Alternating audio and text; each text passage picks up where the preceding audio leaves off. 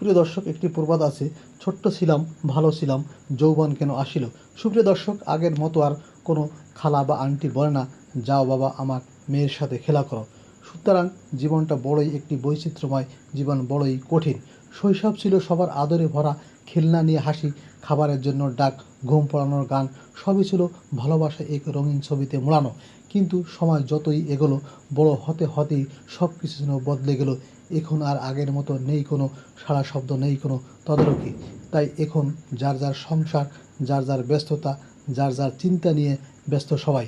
আমরা পড়ে থাকি মাঝখানে একা। এটাই জীবন, এটাই জীবনের বাস্তবতা। সংসার একা করতে হবে, আবার সংসারের বোঝা একা টানতেই হবে। আর অবশেষে এই পৃথিবী ছেড়ে চলে যেতে হবে আমাদের একা। তাই এই পৃথিবীতে কেউ কারো নয়, পথ চলাটা নিজের সাহসের, নিজের শক্তিতে।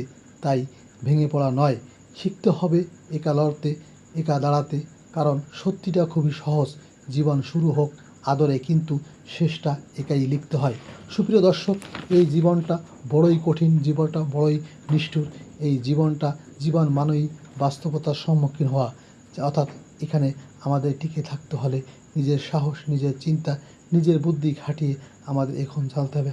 এখন আর আগের মতো আমাদের কেউ তদারকি করার মতো নেই। অর্থাৎ দেখেন, এই গ্রাম ছেড়ে শহরে আসছি, কেউ কারো খোঁজ খবর নেয় না, যার যার চিন্তায় মগ্ন।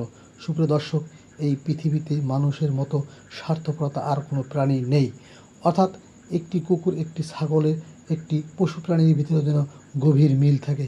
কিন্তু আমাদের এই পৃথিবী, আমাদের মানুষ যে প্রাণীগুলো, এই প্রাণীগুলো বড়ই নিষ্ঠুর, বড়ই ক্রূর।